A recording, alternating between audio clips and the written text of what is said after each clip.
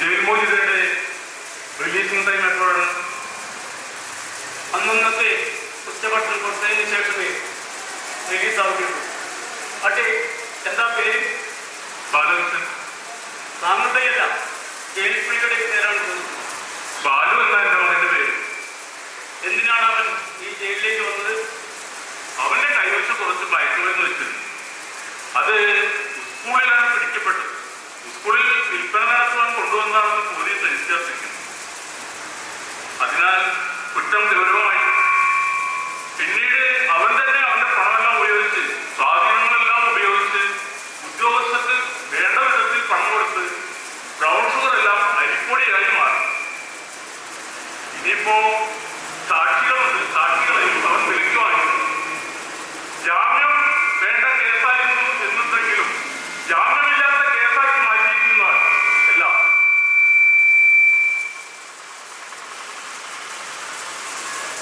അതെന്താ കൊണ്ട് ചെറുപ്പക്കാർ കൂട്ടുന്നില്ലല്ലോ? അതവൻ ജയിലിൽ നിന്ന് ഇന്ന് വരികയില്ലേ, അതിന്റെ ഒരു ആഘോഷമാണ് ചെറുപ്പക്കാരെല്ലാം കൂടെ, വേറെ ഒന്നുമില്ല. പിന്നെ ബ്രൗൺ ഷുഗറും സ്റ്റാമ്പും വിൽക്കുന്നതല്ലോ വലിയ കേസ്. ഈ രാജ്യത്ത് ബാറ്, കള്ളുഷാപ്പുകൾ, ലഹരി വസ്തുക്കൾ യഥേഷ്ടം വിൽക്കപ്പെടുന്നു. അതിനൊന്നും കുറ്റമില്ല. ഇതിനാണോ ഇത്ര വലിയ കുറ്റം? എന്തൊരു കുറ്റം! എന്താ പോയില്ല നീയുടെ? എന്റെ പോലും റിലീസാകും. അന്ന് പിള്ളേര് കഴിച്ച ദിവസം കൂടിപ്പോയി. അവരത് കഴിച്ചിരിക്കുന്നതിന്റെ അതേപോലെയാണ് ബാലകൃഷ്ണന്റെ മോള് തിരഞ്ഞുകൊണ്ട്. അവർക്കെന്താണ്? ബാലകൃഷ്ണന്റെ മോളല്ലേ പോയിക്കോട്ടെ. അവരുടെ കഴിച്ചിരിക്കുന്ന സാധനമൊക്കെ സാധനമാണ്. അവരത് ആ കുട്ടിയുടെ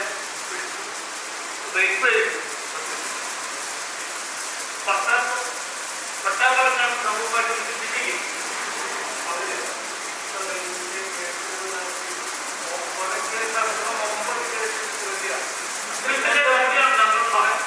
അത് അവർക്കറിയാം, ജനത്തിനറിയാം.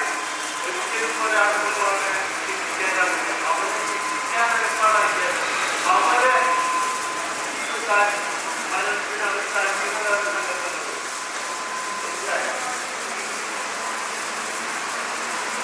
എല്ലാ കാണുന്നവരെ പുറത്തൊന്നും വിമർശിക്കുന്നത് ഇതെന്റെ മകനാണ്.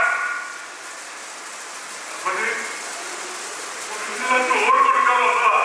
അയ്യോ, അതിന് ജയിലിൽ പുറമെ നിന്നുള്ള ഭക്ഷണമൊന്നും അനുവദനീയമല്ലെന്ന് അറിയില്ലേ?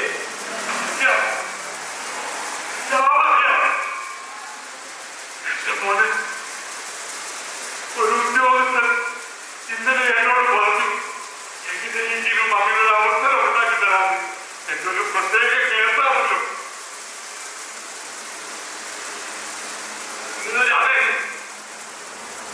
അതെന്ത് കേസായിരുന്നു? ഇന്നലെ അറിയില്ലേ? ഇന്ന് കുറ്റിലേറ്റാൻ തിരിച്ചപ്പെട്ട വിജയന്റെ അച്ഛനാണ്. നിങ്ങളുടെ മക്കൾക്ക് പോലും പരോൾ കിട്ടിയപ്പോൾ ഈ കാരണവരുടെ മകനെ പരോൾ കൊടുത്തില്ല. എന്തിന്? ഒരു നോക്ക് കാണാൻ പോലും ഇവർക്ക് ഉദ്യോഗസ്ഥന്മാർ സമ്മതിച്ചില്ല. പാവം, ഒരു നേരം മകനെ കാണാൻ പോലും സമ്മതിക്കാതെ എന്നും വന്ന് വൈകുന്നേരം തിരിച്ചു പോകുക. മകൻ ഒരു മന്ത്രിയുടെ മകനെയാണ് കൊണ്ടതെന്ന് അറിയില്ല. എന്തിനാ കാസർഗോഡ് ഈ പദ്ധതിയുടെ മോനൊക്കെ കൊടുക്കാറുള്ളത്?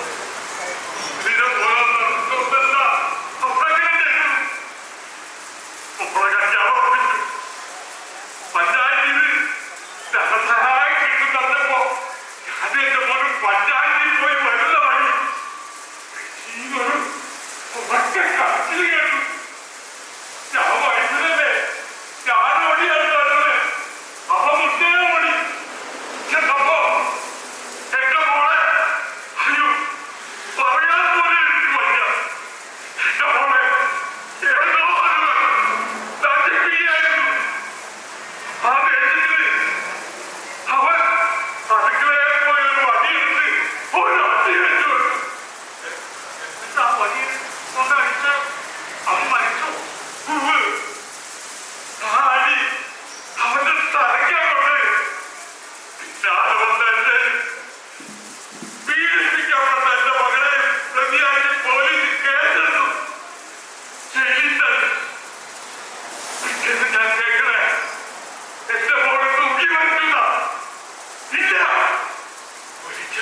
പ്രതിഫലിക്കില്ല. ഒരു സാക്ഷിയെ ഒഴിവാക്കാനായി അവര് മനഃപൂർവ്വം ചെയ്തതാ. ഇതുവരെ കണ്ടിട്ടില്ലാത്ത മന്ത്രിയുടെ മോനെ അവളുടെ കാമത്തിൽക്കാൻ വിളിച്ചു വരുത്തിയതാ പോലീസ് ചേർത്തത്. ശിക്ഷിക്കപ്പെടുന്നത് ഉറപ്പായപ്പോ അവള് ആത്മഹത്യ ചെയ്തുകൊണ്ടും അവർ വറ്റി തീർത്തു.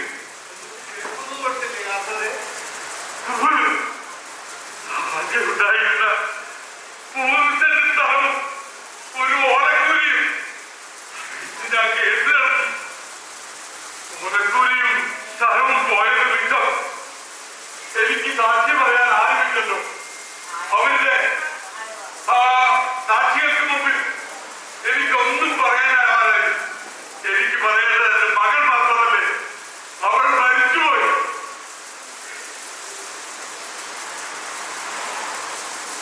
വിനയന്റെ ബന്ധുക്കൾ ആരെങ്കിലും വന്നിട്ടുണ്ടോ?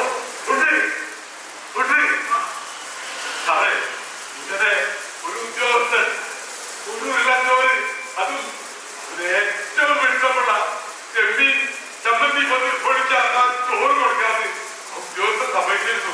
ഒരു ഉള്ള ചോറ് കൊടുക്കട്ടെ സാറേ. ഞാൻ നിങ്ങളെ അപ്പനെ ഒപ്പിക്കാൻ വിളിച്ചാണ്. പോണം. ആംബുലൻസോ? അതിനവരെ തൂക്കിക്കൊന്നോ?